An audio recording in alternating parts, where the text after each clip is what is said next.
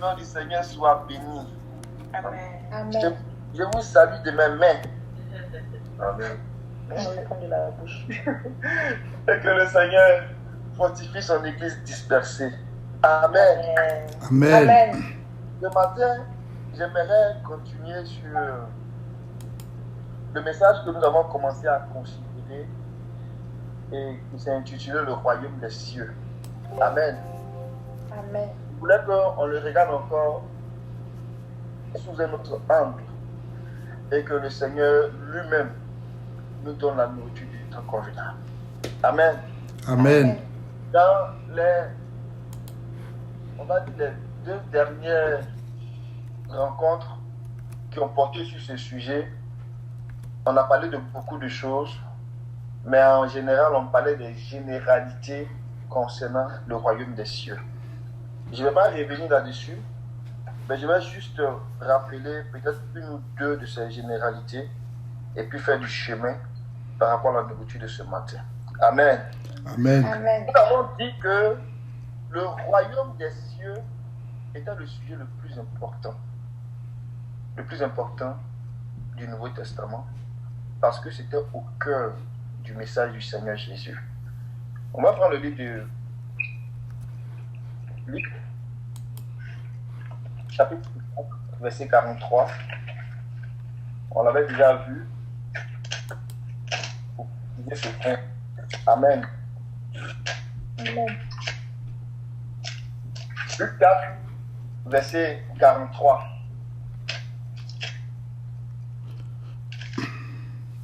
Mais il leur dit, il faut aussi que j'annonce aux autres villes la bonne nouvelle du royaume de Dieu, car c'est pour cela que j'ai été envoyé. Amen. Amen. Amen. C'est clair que le royaume de Dieu, le royaume des cieux, était le message de l'heure, était le sujet d'importance de l'heure, était le sujet le plus important. Quand on va avancer plus loin, avec d'autres éléments, on va encore mieux l'apprécier. Amen. Nous avons parlé d'une autre chose concernant ce royaume-là. Nous avons parlé de la loi du royaume. Et nous avons dit que le royaume avait une loi, et ça s'appelait la loi royale. Et la loi royale, c'est la loi du royaume, c'est la loi de l'amour, c'est la loi de la liberté. Amen. Amen. C'est la loi de la liberté, pas du libertinage. La loi de la liberté, la loi de l'esprit. L'esprit, c'est la sainteté, c'est la pureté. Amen. Donc, Amen. en même temps que l'esprit nous donne la liberté, en Christ, l'esprit nous donne la sainteté, la pureté, la justice de Dieu. Amen. Donc, Amen. ce n'est pas une loi qui va nous amener à faire n'importe quoi dans n'importe quel sens. Au contraire, elle va nous enseigner la sainteté de Dieu. Elle va nous enseigner la pureté de Dieu. Amen. Nous avons aussi parlé du royaume des cieux. Je vais essayer de le résumer de cette façon-là. Le royaume des cieux en nous et le royaume des cieux au travers de nous. Le royaume des cieux en nous, c'est cette sémence de Dieu-là qui vient en nous et qui vient pour régner en nous. Parce que le royaume des cieux, on a dit que c'était le règne de Dieu sur la terre. Donc, le royaume de Dieu en nous, c'est le royaume de Dieu, dans le règne des cieux, qui vient régner en nous. Parce qu'il faut que d'abord tu règnes en nous, avant de pouvoir régner au travers de nous. Alléluia. Amen. Dieu règne en nous d'abord parce qu'il doit régner pour nous préparer, pour que nous soyons des instruments de bénédiction pour les autres. On va lire un verset pour comprendre ce que je vais dire. Dans Romains chapitre 5, on a fait des connexions avec le thème de la justice. Parce qu'on a dit dans Romains chapitre 4, verset 17, quand Paul parlait, il avait dit que Romains chapitre 14, verset 17, le royaume des cieux le royaume de Dieu, c'est la justice, c'est la paix et c'est la joie. Donc, on avait fait des liens pour montrer que quand le royaume de Dieu s'établit, ces choses-là s'établissent aussi. C'est-à-dire la justice s'établit, la paix s'établit, la joie s'établit. Amen. Donc, lorsque Dieu vient régner, il va d'abord régner en nous individuellement. Et il va régner au travers de nous. C'est-à-dire, il va nous utiliser comme des instruments pour être des bénédictions pour les autres. Donc, avant que nous soyons utilisés par Dieu, Dieu va d'abord régner en nous. Dans Romains chapitre 5, verset 17,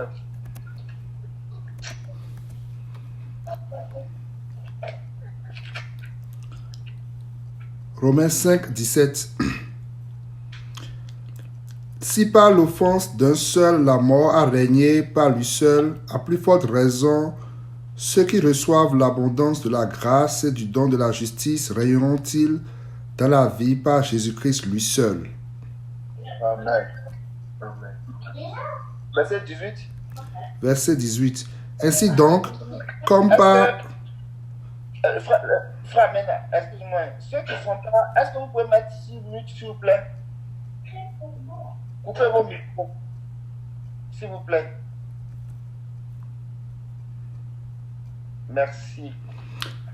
Romains 5, verset 18.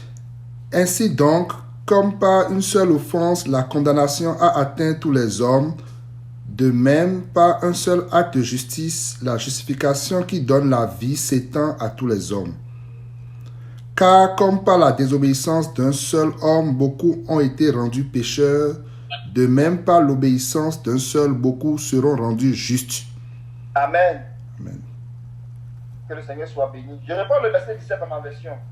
Car si par la faute d'un seul, la mort a régné par lui seul, donc Adam, par sa faute. Bon, en parlant d'Adam, on parle de l'homme.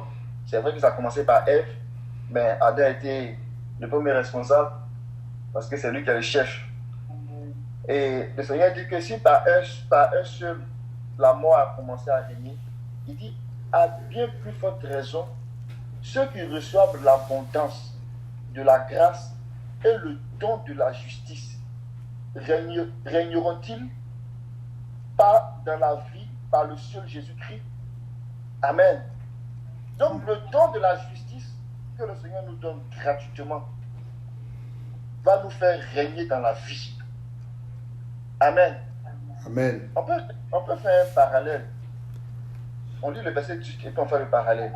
Il dit ainsi donc, par une seule faute, la condamnation s'étend à tous les hommes et par un seul accomplissement de la justice, alléluia, la justification qui donne la vie s'étend à tous les hommes.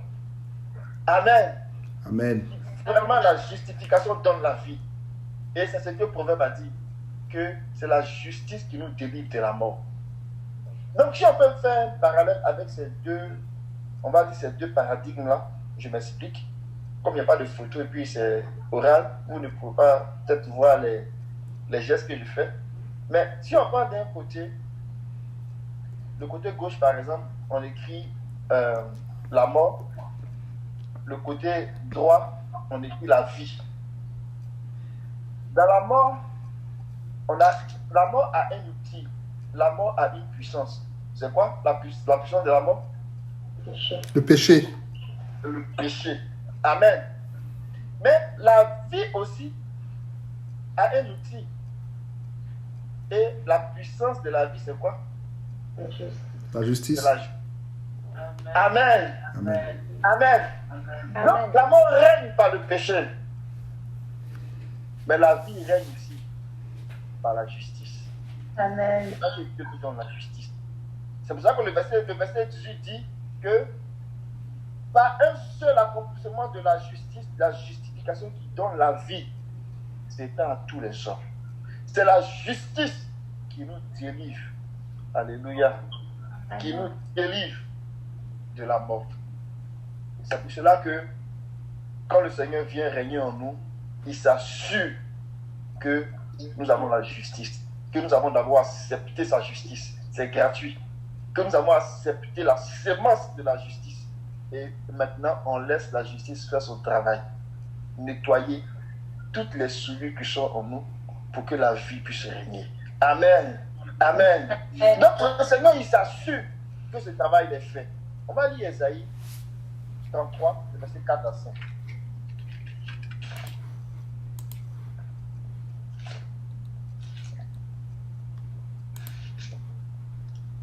Le Seigneur est élevé car il demeure en haut. Alléluia. Et il remplit Sion d'équité et de justice. Le Seigneur nous donne, nous qui sommes à Sion, la montagne de Dieu, l'église du Seigneur. La Bible dit que le Seigneur nous remplit d'équité et de justice. Il nous remplit de droiture et de justice. Amen. Pour que quoi? Pour que nous soyons en paix. Amen. Il dit, nos jours seront en sûreté. La sagesse et la connaissance seront pour nous une richesse qui va nous sauver. Amen. La paix du Seigneur sera un trésor à Sion. Alléluia. Alléluia. Donc le Seigneur va nous remplir de sa justice pour qu'à la fin de la journée, la crainte de Dieu habite nos cœurs. Et la crainte de Dieu, c'est la haine du mal, c'est la haine du péché. Et de cette façon, la vie va commencer à s'exprimer. Alléluia. La vie va commencer à s'exprimer. La vie va commencer à s'exprimer. Quand elle va commencer à s'exprimer, elle va s'exprimer par l'esprit. Alléluia. Elle va commencer à couler comme une source. Et après, elle va couler comme un torrent. Elle va jaillir avec force. Alléluia. À ce point-là, c'est maintenant que le royaume de Dieu va maintenant régner au travers de nous. Et c'est là que le Seigneur a dit à ses disciples, dans Actes chapitre 1, il a dit, attendez, vous allez recevoir quelque chose. Amen. Vous allez recevoir la puissance de Dieu. Alléluia. Amen. Vous allez recevoir la puissance de Dieu et vous serez mes témoins. Alléluia. Et Amen. je lis dans Actes chapitre 1, verset 5 à 8. Car Jean a baptisé d'eau, mais vous, dans peu de temps, vous serez baptisés du Saint-Esprit. Alors les apôtres réunis lui demandèrent, Seigneur, est-ce en ce temps-là que tu rétabliras le royaume d'Israël? Il leur répondit, ce n'est pas à vous de connaître les temps ou les moments que le Père a fixés de sa propre autorité, mais vous recevrez une puissance. Le Saint-Esprit survenant sur vous, et vous serez mes témoins à Jérusalem, dans toute la Judée, dans la Samarie et jusqu'aux extrémités de la terre. Amen. Amen. Amen. Et on voit que dans Actes, le royaume des cieux a commencé à régner maintenant au travers d'eux pour être une bénédiction pour les autres. Alléluia. Donc Amen. Dieu il est très méthodique. Il est vraiment, ses affaires sont claires. Il est très cohérent. Il ne fait pas les choses dans l'agitation. Il est cohérent, il est bien ordonné. Donc quand il vient régner, il va commencer d'abord par régner sur nous. Alléluia. Il faut que tout en nous lui soit soumis. Il faut qu'il règne. Que tout en nous lui soit soumis. Quand tout en nous lui est soumis, nous devenons un instrument de bénédiction pour les autres. Amen. Et il commence à régner au travers de nous. Alléluia. Que le Seigneur nous bénisse. Donc, Amen. si on va plus loin dans ce qu'on a compris jusqu'ici, au sujet du royaume des cieux, c'est que le royaume des cieux, c'est le royaume aussi de Dieu. Mais voici où se trouve la nuance. Le royaume de Dieu, c'est le royaume qui a toujours été et qui a toujours existé. C'est-à-dire, avant même que le monde ne soit créé, Dieu y régnait. Alléluia. Et même à la fin des âges, Dieu va continuer à régner.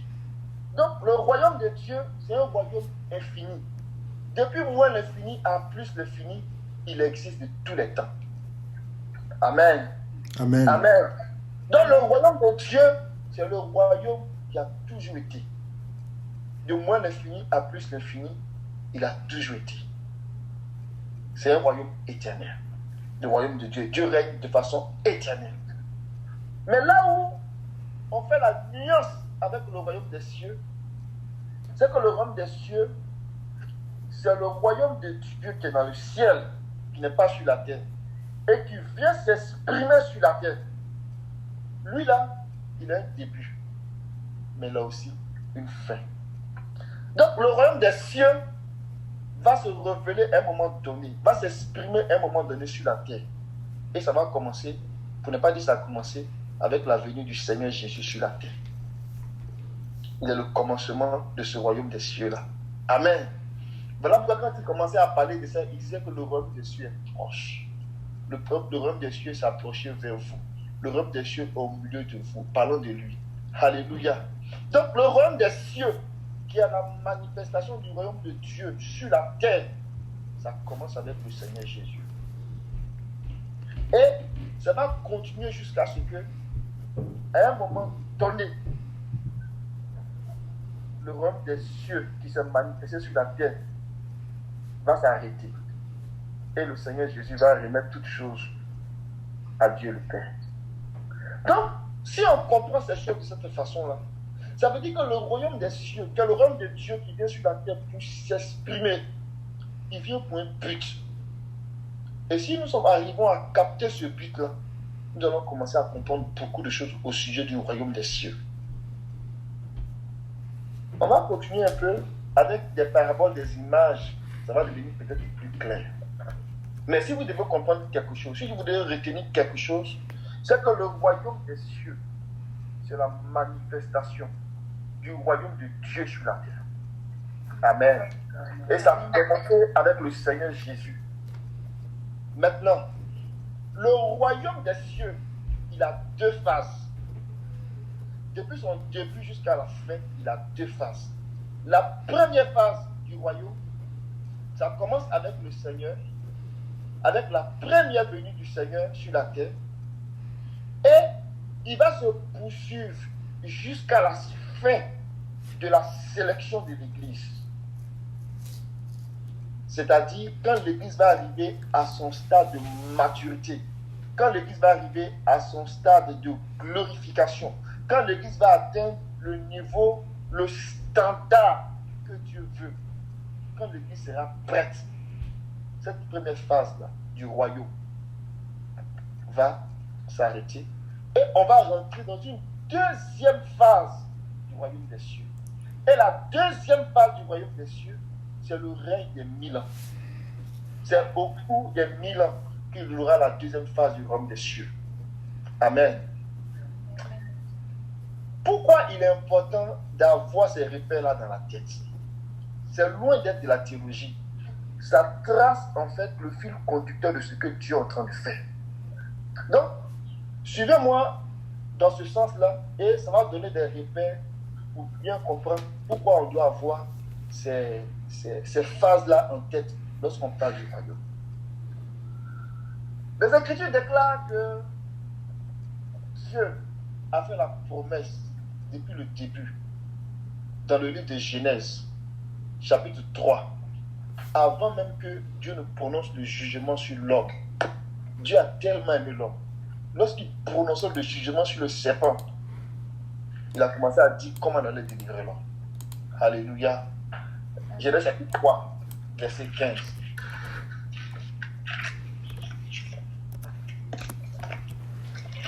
Genèse 3, verset 15. Je mettrai inimitié entre toi et la femme, entre ta postérité et sa postérité. Celle-ci t'écrasera la tête et tu lui blesseras le talon. Amen. Amen. C'était le début ici d'une parole, pas d'une prophétie, parce que Dieu ne prophétise pas. Dieu lui parle et la chose arrive. Amen. Quand Dieu il parle, amen, les hommes prophétisent, ses serviteurs prophétisent. Ici, c'est Dieu qui parle, ça, c'est pas une prophétie. Mais, pour les besoins de compréhension, on va dire que cette parole-là, qui ressemble à une prophétie, va s'accomplir dans le temps.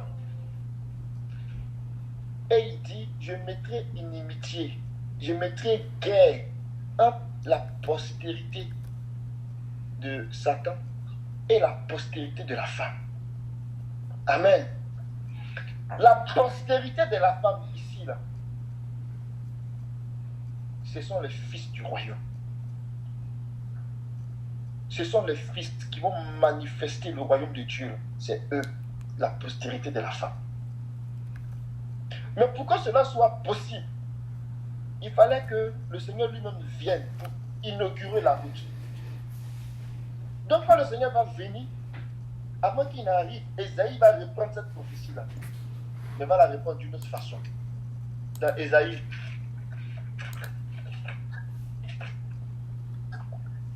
Ésaïe 7.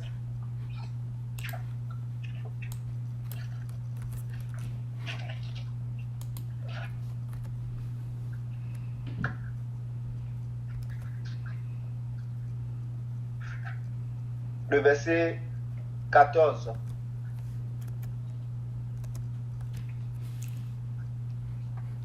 C'est pourquoi le Seigneur lui-même C'est pourquoi le Seigneur lui-même vous donnera un signe. La jeune fille est enceinte. Alléluia. Elle mettra au monde un fils et on l'appellera du nom de Emmanuel, Dieu avec nous. Donc, ici, Ésaïe annonçait que c'est le Seigneur qui va inaugurer la postérité de la femme. La postérité de la femme, là, c'est un peuple. C'est l'Église. Et l'Église, c'est le peuple qui va exprimer le règne de Dieu sur la terre. Donc l'Église, c'est le royaume des cieux. Amen. Amen.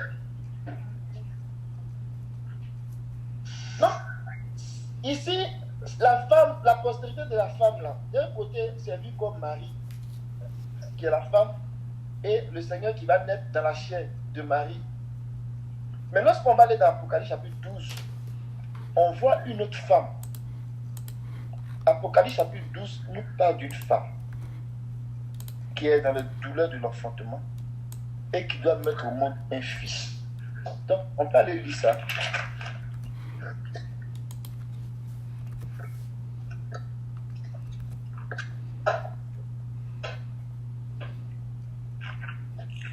On va lire le verset 1 et le verset 2 et on va lire le verset 5. Un grand signe parut dans le ciel, une femme enveloppée du soleil, la lune sous ses pieds et une couronne de 12 étoiles sur sa tête. Elle était enceinte et elle criait, étant en travail et dans les douleurs de l'enfantement. Verset 5. Elle enfanta un fils qui doit paître toutes les nations avec une verge de fer. Et son enfant fut enlevé vers Dieu et vers son trône. Amen. Amen. Que le Seigneur bénisse sa parole. Apocalypse chapitre 12 nous parle d'une femme aussi. En fait, nous parle d'une femme qui est en douleur, qui est en travail et qui doit mettre au monde un fils. Et le verset 5 nous dit que le fils qu'elle a mis au monde là, c'est un fils mâle. Ce n'est pas un individu, un seul individu, mais c'est un corps de personne. Souvenez-vous que c'est en parabole, c'est en image, c'est dans un langage prophétique que Dieu parle. Cette femme qui est ici, là, elle représente l'Église. Mais le fils qu'elle accouche représente aussi l'Église, mais l'Église qui est arrivée à la maturité. L'Église qui est arrivée à la perfection. L'Église qui est arrivée à un niveau qui a vaincu le serpent, qui a vaincu le dragon et qui a écrasé sa tête. Donc, le fils mâle là, c'est une compagnie d'hommes, c'est plusieurs personnes. Et le Seigneur Jésus qui a inauguré ça en venant sur la terre au travers de Marie, était en train de commencer le royaume des cieux. Et il était venu appeler un grand nombre de fils pour que ce royaume-là soit comme un grand peuple, un puissant peuple. Amen. Amen. Parce que c'est ce peuple-là qui va régner et qui va régner par l'Esprit de Dieu et c'est par ce peuple-là que Dieu va régner sur la terre. Que le Seigneur soit béni. Amen. Donc, on comprend que depuis le jardin, Dieu annonçait le règne de l'Église. Mais Dieu a pris le soin. Entre-temps, quand il appela Abraham et il a dit à Abraham, Genèse chapitre 12, je ferai de toi une grande nation. Alléluia. Il commençait déjà à préparer le patriarche Abraham au royaume des cieux. Mais c'était voilé en ce moment-là. C'était vraiment voilé.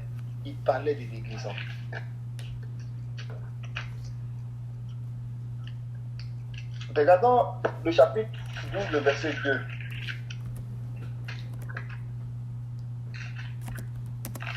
Genèse 12, verset 2. Je ferai de toi une grande nation et je te bénirai. Je rendrai ton nom grand et tu seras une source de bénédiction. Alléluia. Amen. Je ferai de toi une grande nation et je te bénirai. Mais qu'est-ce que ça veut dire? Une grande nation. Ce n'est pas nécessairement une nation qui a beaucoup d'individus. Ce n'est pas de ça que le Seigneur voulait dire.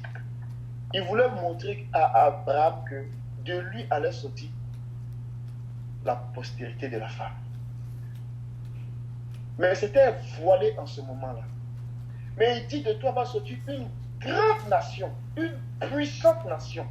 Alléluia. Dieu avait commencé à préparer ce travail-là lorsqu'il a fait la promesse à Abraham.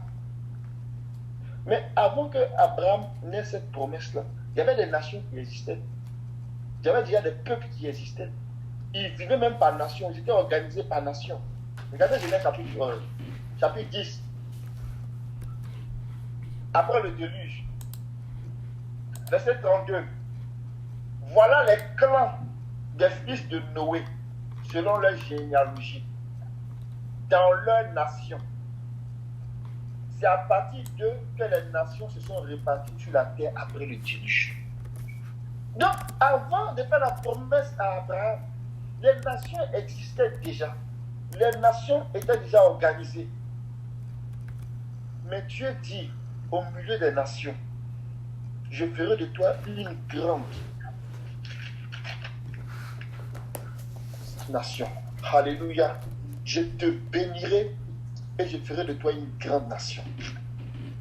Et au fur et à mesure qu'on a commencé à suivre le travail que Dieu faisait avec les patriarches et comment ils sont allés en Égypte et que Dieu a suscité Moïse, on a vu que le Seigneur avait les yeux sur cette nation-là, sur cette postérité-là. Regardons par exemple Exode. Lorsque le pharaon s'obstinait à laisser partir Israël, le Seigneur a fait une déclaration très puissante au sujet de cette nation-là. Exode chapitre 4, le verset 22 et le verset 23.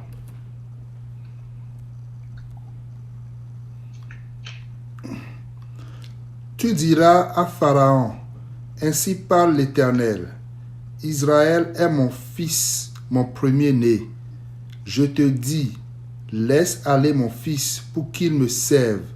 Si tu refuses de le laisser aller, voici, je ferai périr ton fils, ton premier-né. Amen.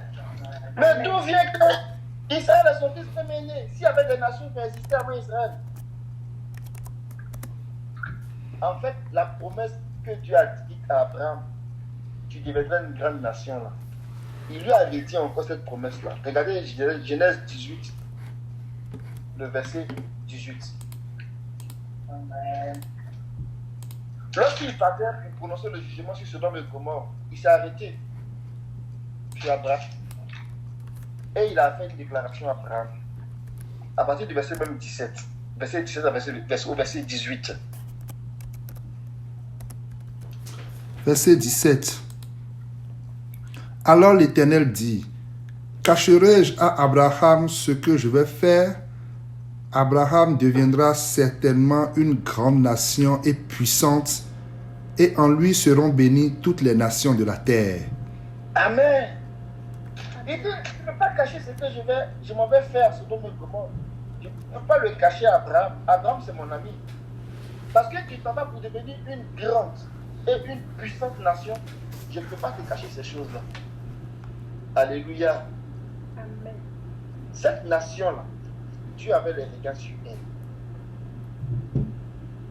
Et quand on arrive dans Exode, le Seigneur met ses paroles dans la bouche de Moïse. Il a dit à Pharaon, laisse aller mon premier-né.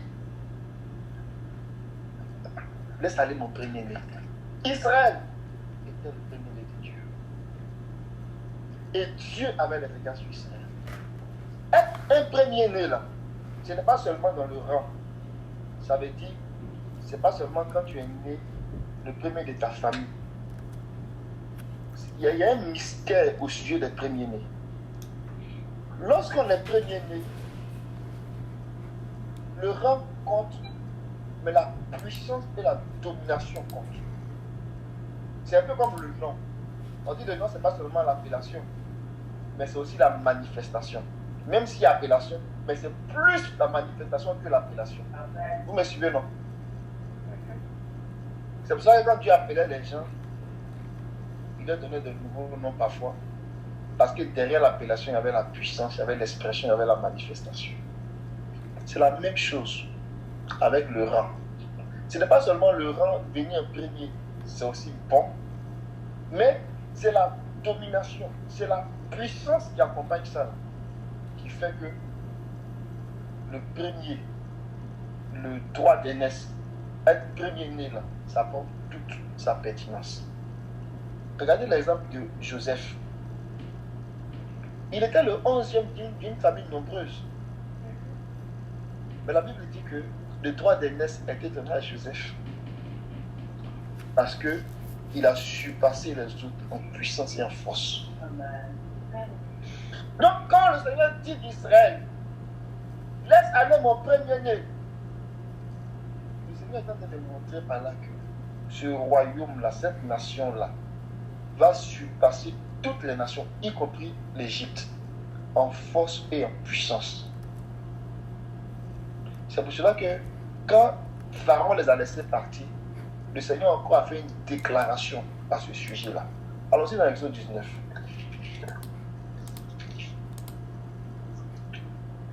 Jusqu'à présent, vous me suivez, hein? Oui. Que le Seigneur soit béni.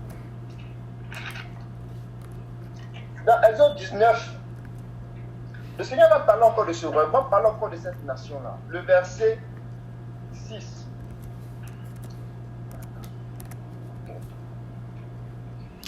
Vous serez pour moi un royaume de sacrificateurs et une nation sainte.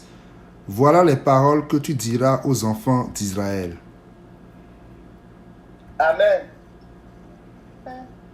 Donc, Israël était vraiment ce peuple-là qui était le premier-né.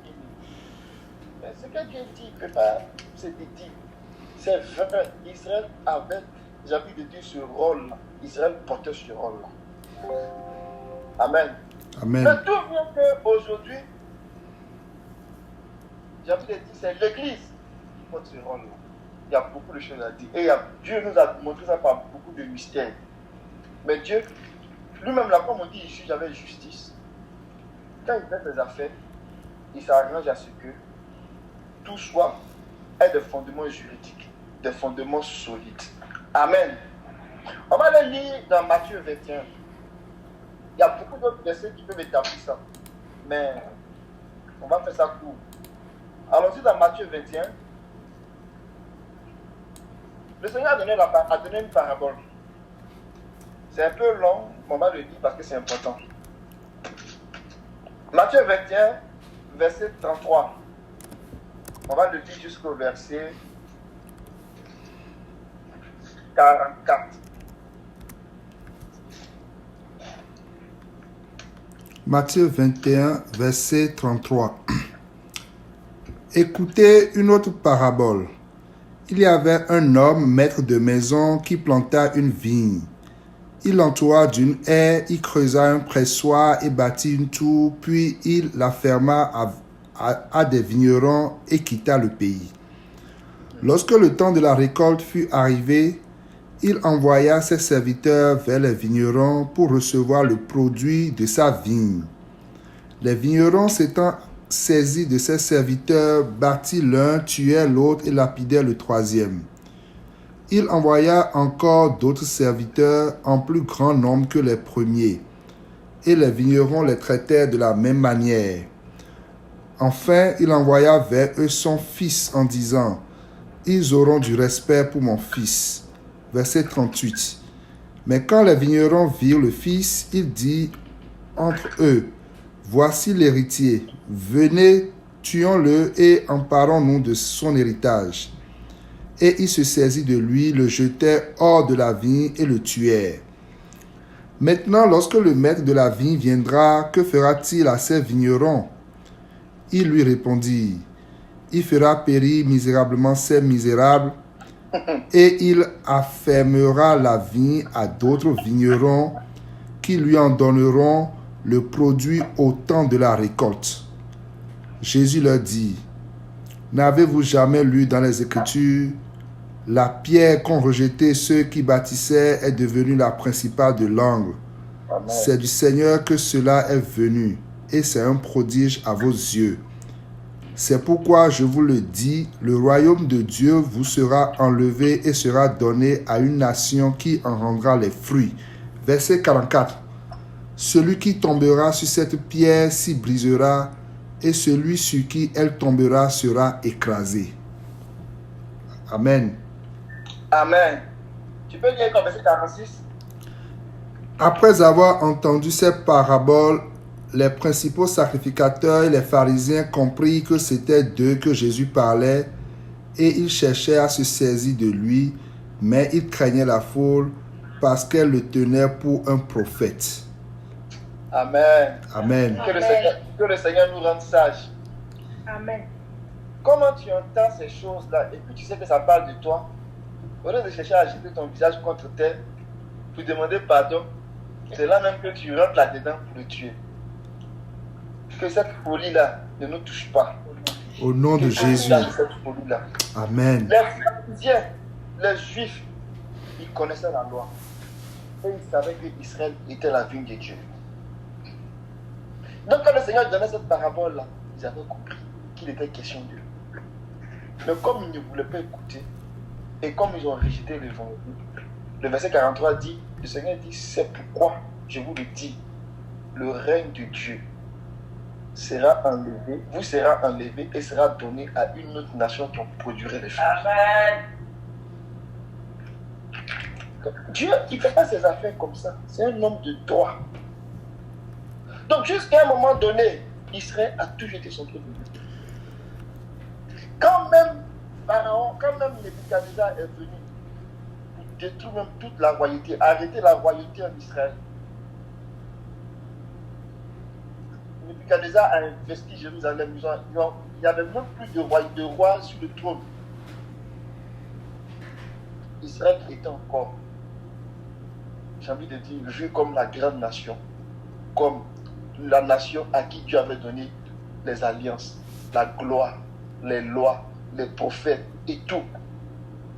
Jusqu'à ce que le Seigneur vienne, encore même dans la chair d'une descendance de l'une des tribus d'Israël. Et on voit le Seigneur comme celui qui allait venir élever ou bien ériger le royaume qui a été perdu. Mais le Seigneur a dit, parce que vous avez refusé d'écouter, on va vous enlever le royaume de Dieu et on va vous la donner à une autre nation qui en portera les fruits. C'est pour cela que c'est que le Seigneur a dit d'Israël dans Exode 19, il dit, vous serez pour moi une nation sainte, un royaume de sacrificateurs. Lorsque l'apôtre Pierre a commencé le ministère et que Dieu lui a dit, va vers les nations, il faut leur parler de cette bonne nouvelle-là. Et qu'ils ont commencé, les apôtres ont commencé à se détourner des Juifs parce qu'ils ont commencé à fermer leurs oreilles. Ils sont allés vers les nations. vouloir annoncer l'évangile. Et tous les hommes dispersés dans les nations qui vont entendre cet évangile-là, ils vont constituer la nouvelle nation que Dieu va considérer comme son premier fils, son premier fils aîné. Amen. Pourquoi? Parce qu'il a réservé à l'Église un rang d'honneur, un rang de puissance. Et dès cet instant-là, les regards de Dieu ont changé. C'est une façon de parler. Israël était vu comme bien-aimé. Israël était vu comme le peuple qui devait accomplir les promesses qui avaient été dites là, à cause de l'incrédulité. Dieu a suscité une autre nation qui comprend à la fois les gens d'Israël eux-mêmes qui vont croire et les autres peuples dispersés qui vont aussi croire. Donc il ne s'agit pas ici de dire qu'on a volé les bénédictions d'Israël.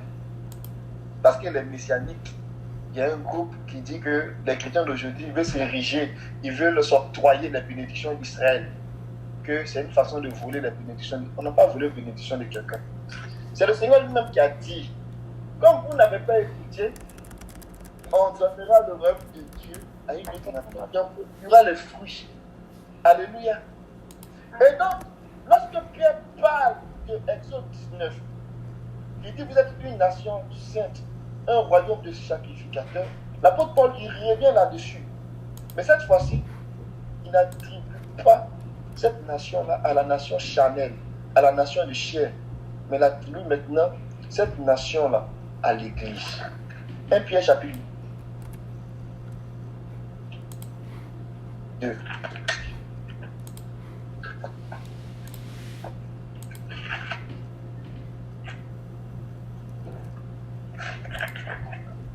Vous me suivez, hein? Oui. J'espère que vous n'êtes pas fatigué. Non. Amen. Amen, amen, amen. Que le Seigneur soit béni. 1 Pierre chapitre 2,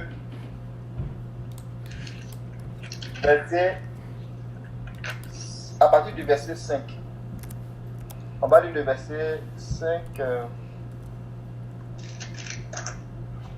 On va lire le verset 5 jusqu'au verset 9. Non, jusqu'au verset 10. Ça va répondre bien l'idée. Et vous-même, comme des pierres vivantes, édifiez-vous pour former une maison spirituelle, un saint sacerdoce, afin d'offrir des victimes spirituelles agréables à Dieu par Jésus-Christ. Amen. Tu vas sauter, tu vas aller directement au verset 9. Verset 9. Vous, au contraire, vous êtes une race élue, un sacerdoce royal, une nation sainte, un peuple acquis, afin que vous annonciez les vertus de celui qui vous a appelé des ténèbres à son admirable lumière, vous qui autrefois n'étiez pas un peuple et qui maintenant êtes le peuple de Dieu, vous qui n'avez pas obtenu miséricorde et qui maintenant avez obtenu miséricorde. Amen. Amen. Amen. Donc, il est clair que le royaume a changé de camp. Le royaume a changé de camp. Il n'appartient plus aux enfants de Dieu selon la chair, mais il appartient aux enfants de Dieu selon l'esprit.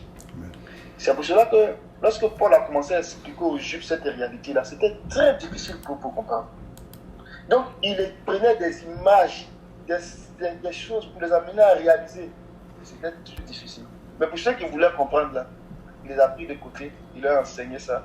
Et je pense que par la grâce de Dieu, ils ont compris. Ceux qui ne voulaient pas comprendre, ils sont restés dans leur incrédulité. Et Paul a dit, ce ne sont plus romains.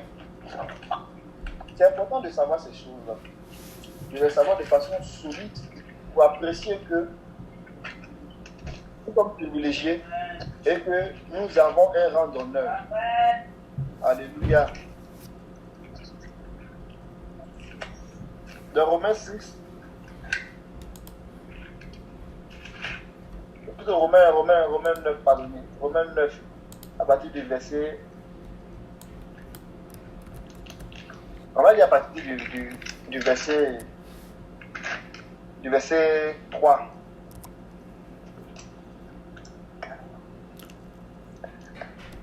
Romains 9, verset 3. Ah bah, c'est ça. Verset 3, tu vas lire jusqu'au verset 8. Car je voudrais moi-même être anathème et séparé de Christ pour mes frères, mes parents selon la chair, qui sont israélites, à qui appartiennent l'adoption et la gloire et les alliances et la loi et le culte et les promesses et les patriarches, et de qui est issu selon la chair le Christ, qui est au-dessus de toutes choses, Dieu béni éternellement. Amen. Verset 6. Amen. Amen. Ce n'est point à dire que la parole de Dieu soit restée sans effet, car tous ceux qui descendent d'Israël ne sont pas Israël. Et pour être la postérité d'Abraham, ils ne sont pas tous ses enfants, mais il est dit, en Isaac sera nommé pour toi une postérité, c'est-à-dire que ce ne sont pas les enfants de la chair qui sont enfants de Dieu, mais que ce sont les enfants de la promesse qui sont regardés comme la postérité. Alléluia. Amen. Amen. Amen. Amen. Ce sont des paroles très puissantes.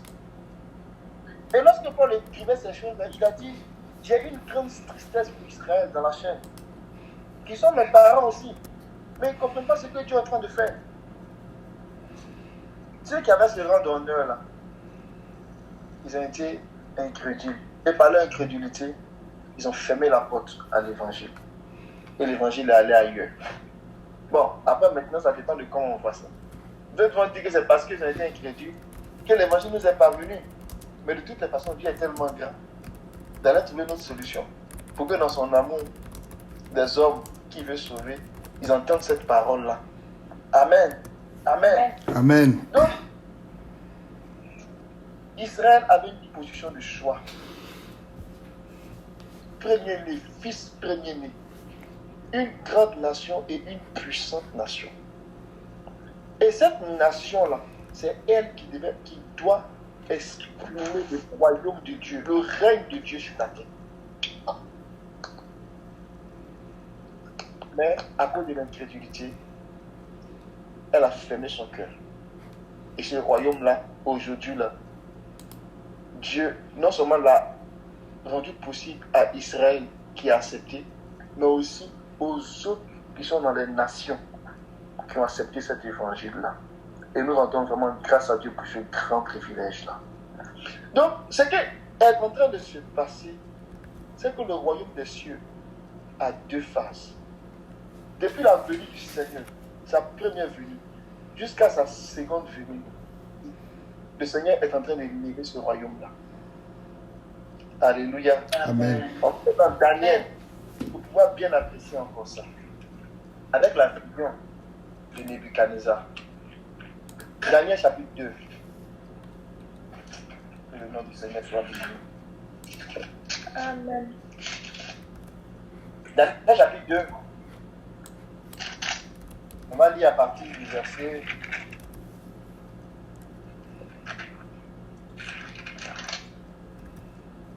On va lire à partir du verset 32 jusqu'au verset 45. C'est un peu long, mais ça va nous faire du bien. Daniel, chapitre 2, verset 32 au verset 45. La tête de cette statue était d'or pur, sa poitrine et ses bras étaient d'argent, son ventre et ses cuisses étaient d'airain. Ses jambes de fer, ses pieds en partie de fer et en partie d'argile.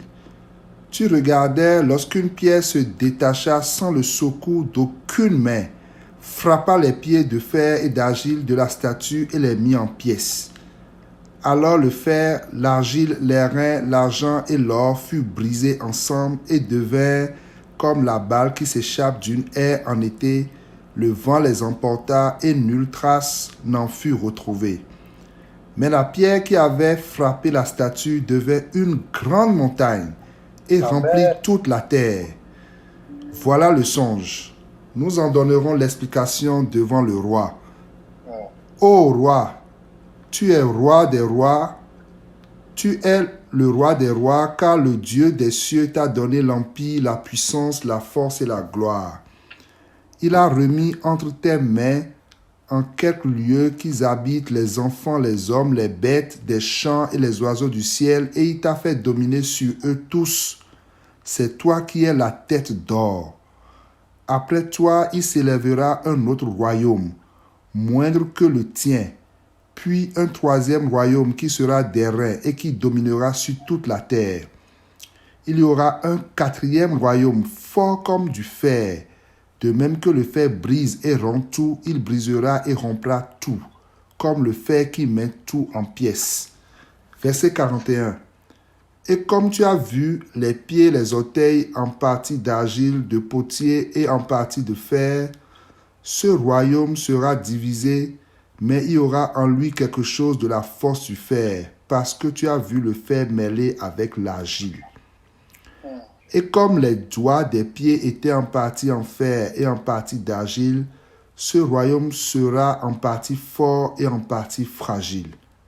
Tu as vu le fer mêlé avec l'argile, parce qu'ils se mêleront par des alliances humaines, ils ne seront point unis l'un à l'autre, de même que le fer ne s'allie point avec l'argile. Verset 44. Dans le temps de ces royaumes, dans le temps de ces rois, le Dieu des cieux suscitera un royaume qui ne sera jamais détruit et qui ne passera point sous la domination d'un autre peuple. Il brisera et anéantira tous ces royaumes-là et lui-même subsistera éternellement.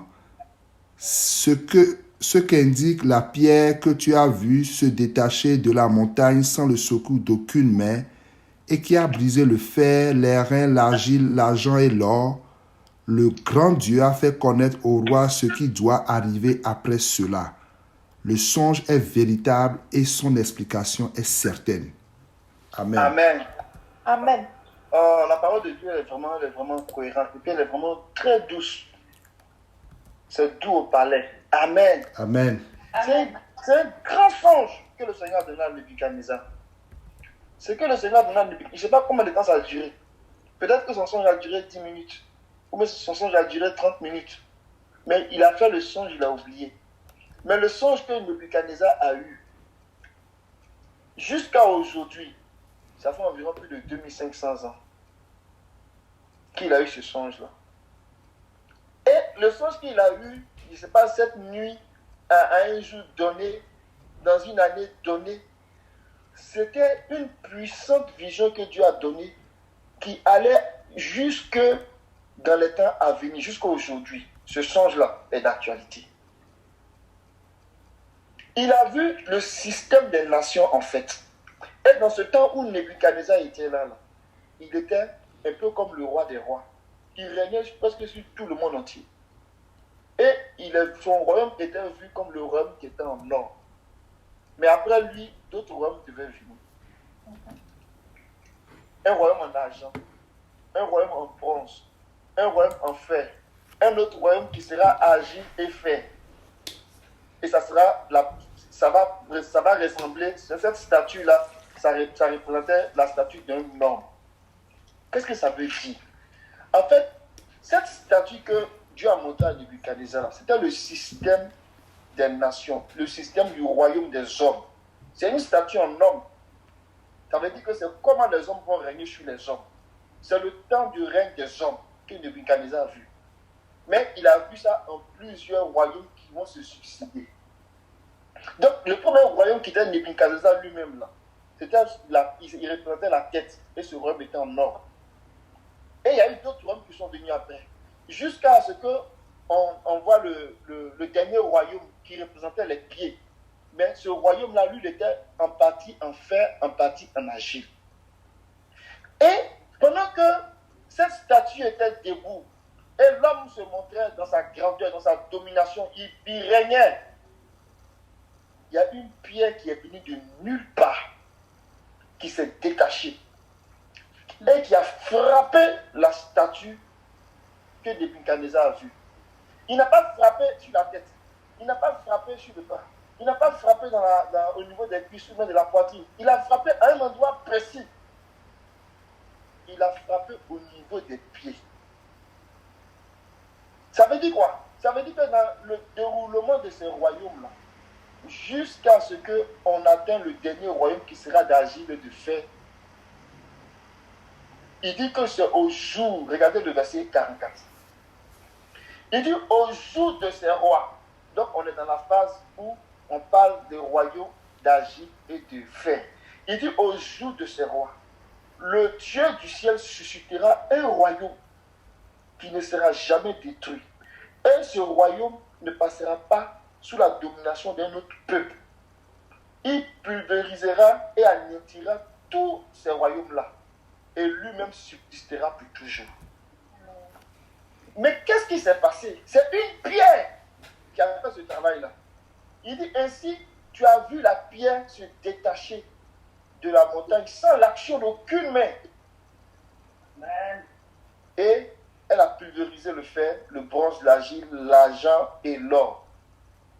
Un grand Dieu a fait connaître au roi ce qui doit arriver dans la suite. Le rêve est sûr et son interprétation est digne de foi. Waouh, quelle déclaration! Daniel a vu le Seigneur qui est la pierre, qui est venu frapper le royaume des hommes. Mais cette pierre-là, au moment où le Seigneur venait pour frapper, quand le Seigneur rentrait dans le monde, c'est la pierre qui rentrait. C'est pour cela qu'il a dit à Israël, cette pierre que vous avez rejetée là, c'est elle la principale. La principale de quoi? Qui va frapper le système des nations. Alléluia. Amen. Le royaume du monde là, que nos yeux voient là, c'est l'expression d'un royaume invisible, qui est le royaume du diable. Et le diable, il règne à travers le royaume des hommes que nous voyons. C'est pour cela que dans l'Apocalypse, on parle du royaume, on parle du règne du dragon. Il va utiliser la bête qui sort de la mer, c'est-à-dire la bête qui sort des systèmes des nations, et la bête qui sort de la terre, la bête qui sort des systèmes des églises nominales, les dénominations. Satan va régner à travers cela. Donc, ce royaume-là, c'est l'expression visible d'un royaume invisible qui est caché en arrière, qui est le diable qui manipule les choses. Donc, le royaume invisible du diable, là, il est visible par le royaume des nations. De la même façon, le royaume invisible de Dieu, qui est le royaume de Dieu, il se rend manifeste, il se rend visible par le royaume de la petite pierre qui a grossi, qui est devenue une montagne. C'est pour cela, quand on lit au verset 35, on nous dit: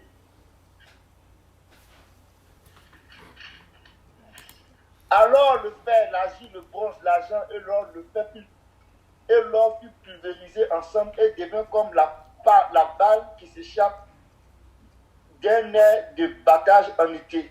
Le vent les emporta et l'on ne retrouva aucune trace. Alléluia. Amen. Apocalypse dit que la mer n'y est plus. Quand le travail sera propre, la mer va disparaître. Et la mer représente le système des nations. Mais cette petite pierre qui s'est détachée là, elle a fait un travail chirurgical. La pierre qui avait frappé la statue devint une grande montagne et remplit toute la terre. Alléluia. Amen. Le Seigneur qui est venu comme une pierre, cette pierre est en train de grossir à travers l'église. Amen. Et l'église va devenir cette grande montagne là qui va remplir toute la terre. Et quand on parle de montagne, on parle de royaume.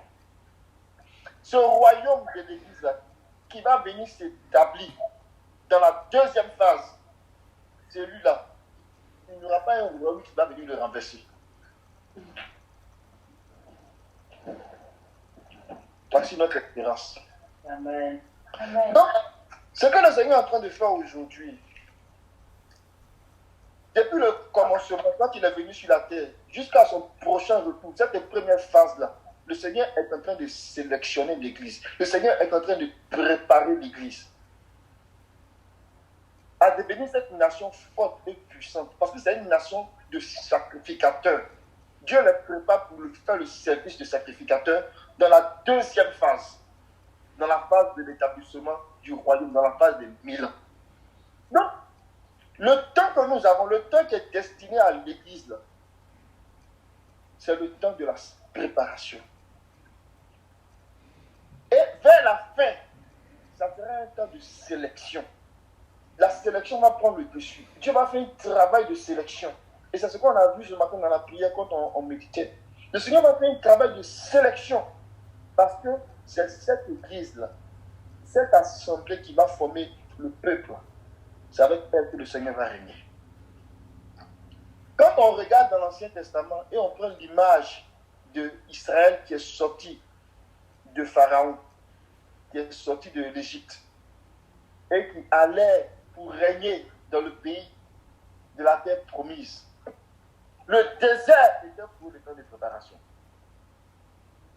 Mais c'était aussi un temps de sélection. Et ceux qui ont été incrédules, ceux qui ont été rebelles, ceux qui ont adoré d'autres dieux, ceux qui ont murmuré, ceux qui ont tenté le Seigneur, ils n'ont pas été sélectionnés. Ceux qui n'ont pas eu la foi, ils n'ont pas été sélectionnés. Ceux qui n'ont pas eu l'amour pour garder le commandement du Seigneur, ils n'ont pas été sélectionnés. Ceux qui ne sont pas restés fermes pour dire Dieu nous a promis un pays où coule le lait et le miel. Qui n'ont pas eu l'espérance du pays où coule le lait et le miel. Ils sont morts. C'était un temps de sélection. Et quand ils sont rentrés dans le pays, ils ont régné. C'est la même chose aujourd'hui. Ces choses leur sont arrivées pour nous servir de témoignage. Pour nous qui sommes parvenus au temps de la fin. Donc, l'Église est dans les dernières phases, dans les dernières heures du temps de la préparation. Je vais revenir sur une parabole, puis je vais m'arrêter là. Quand on regarde la parabole, enfin, là où se trouve le corps, c'est là que va se trouver les aigles. C'est vraiment très petit. Considérons, et puis je vais m'arrêter pour aujourd'hui. On avait lu Luc 17.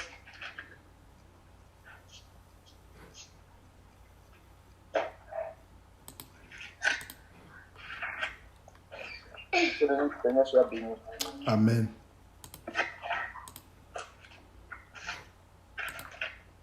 Dans Luc 17, si on lit le verset 34, regardez bien. Lorsqu'il commence à parler du verset 34, lorsqu'on lit le verset 34, on voit qu'il a fait référence un peu plus haut à ce qui était arrivé au temps du Noé, à ce qui était arrivé au temps de Lot. Amen. Amen. Et puis il va ajouter que, je vous le dis, cette nuit-là, mais la nuit, ce n'est pas la nuit du soir, là. C'est un temps sombre. C'est un temps où le soleil va perdre sa clarté. C'est un temps où la lune va perdre sa clarté. C'est un temps où les étoiles même vont tomber du ciel. Laissez-moi vous dire que ce ne sont pas des choses physiques. Ceux-là font partie des signes, des indices qu'on ne peut pas voir avec les yeux. Parce qu'une seule étoile est plus grande que la Terre. Donc si une étoile va tomber sur la Terre, là, de façon physique, là, moi je ne sais pas comment on va s'en sortir. Ce n'est pas physique.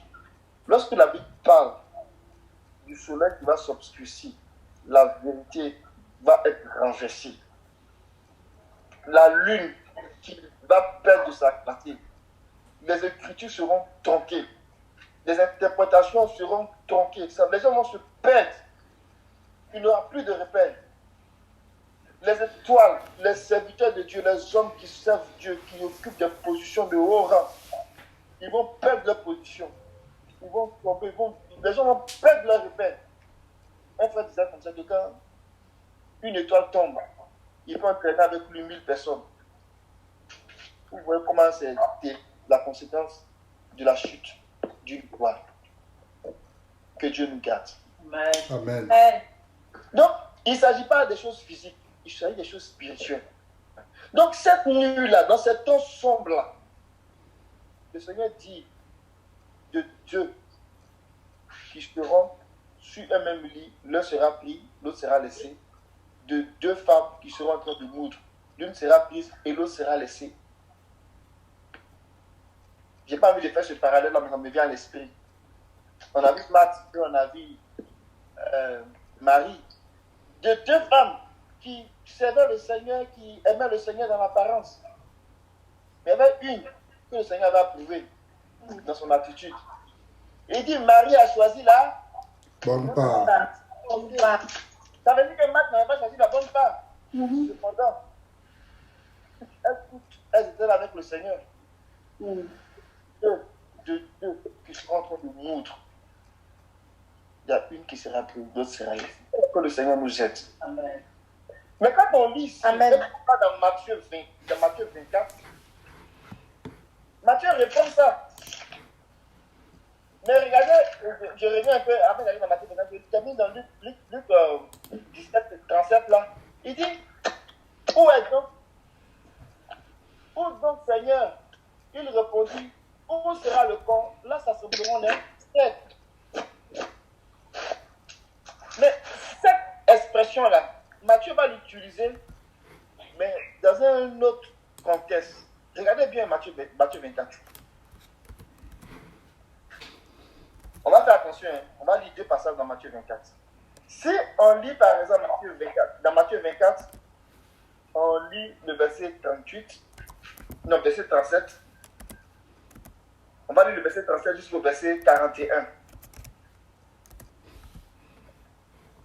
Matthieu 24, verset 37. Ce qui arriva du temps de Noé arrivera de même à l'avènement du Fils de l'homme. Amen. Car dans les jours qui précèdent le déluge, les hommes mangeaient et buvaient, se mariaient et mariaient leurs enfants jusqu'au jour où Noé entra dans l'arche. Et ils ne se doutaient de rien jusqu'à ce que le déluge vînt et les emporta tous. Il en sera de même à l'avènement du Fils de l'homme. Alors, de deux hommes qui seront dans un champ, l'un sera pris et l'autre laissé. De deux femmes qui moudront à la meule, l'une sera prise et l'autre délaissée. Amen. Amen. Voyez, on s'attendra à ce que le verset qui suit là dise, mais Seigneur, où seront-ils? Mais c'est pas comme ça que Matthieu lui rapporte les faits. Arrivé là, Matthieu s'arrête.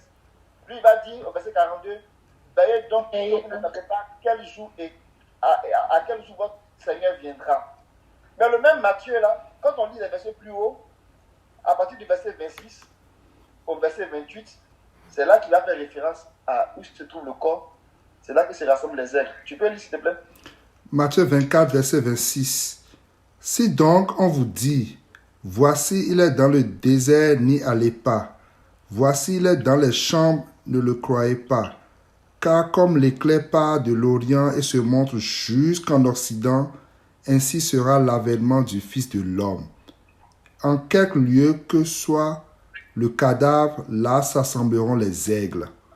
Amen. Amen. Amen. Là où je vais vous emmener là, c'est que quand on lit Luc 17, les gens pensent que c'est l'enlèvement.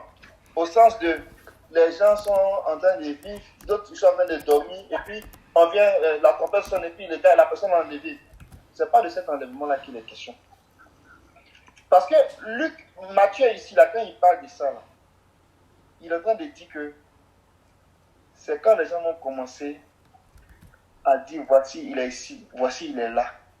Quand les gens vont commencer à raconter n'importe quoi, quand des crises, de plus de mensonges vont s'élever, quand des doctrines bizarres vont s'élever, et puis ils vont commencer à tronquer les Écritures, quand ils vont commencer à pourrir l'environnement, quand ils vont commencer à donner d'autres semences autres que la semence qui doit réveiller les fils de Dieu. Quand il va commencer à mélanger la semence, souvenons-nous que depuis le début, c'est la postérité de la femme qui doit écraser la tête du serpent. Mais dans la parabole du semeur, dans Matthieu 13, où on parle des livrets, la parabole des livrets du blé, on dit que la parole de Dieu là, la parole de Dieu, la sémence de Dieu là, ce sont les fils du royaume. Satan va vouloir venir mélanger la sémence. Pour ne pas qu'à la fin, on ait les fils du royaume. Et donc, quand ils viennent avec des messages de faux Christ, de faux prophètes, comme Pierre l'a dit, et qu'on le retrouve encore un peu dans les épîtres des apôtres, ils viennent en fait pour brouiller le travail. Parce que Satan sait que le monde là, le règne à venir là, il va arracher ça dans la main des nations. Mais ça veut dire quoi? Arracher dans la main des nations, ça veut dire même c'est dépouiller Satan lui-même, parce que les nations travaillent pour Satan. Donc il sait que son heure arrive, son heure approche. Il sait que c'est l'église qui va régner. L'église va régner, il sait ça. Donc il vient pour, ici il pouvait retarder, mais là il ne peut pas retarder. Mais il vient pour brouiller les pistes. Il vient pour distraire. Donc, il suscite de faux Christ, des crises de mensonges. il met l'apostasie dans l'église pour essayer de mélanger la sémence. Mais Dieu s'est réservé un corps qui protège la sémence. Et le corps ici dont on parle, c'est un lieu physique. C'est toutes choses qui ont un cœur pur, qui cherchent Dieu, qui cherchent la parole pure. Dieu les met dans un corps, dans un niveau de maturité, dans un niveau d'esprit où il ne faut que chercher à connaître la vérité. Dieu les protège de la souillure pour que la sémence soit préservée pure. Parce que c'est la sémence là qui va donner le corps à son image et à sa ressemblance. C'est la sémence qui va donner le corps. Il ne faut pas que la sémence soit souillée. Donc quand on va entendre parler de faux, on va entendre parler de Babylone par-ci, de Babylone par-là, mes amis, cherchons où se trouve le corps. Parce que les aigles sont là-bas. Ils sont en train de manger la vraie chair.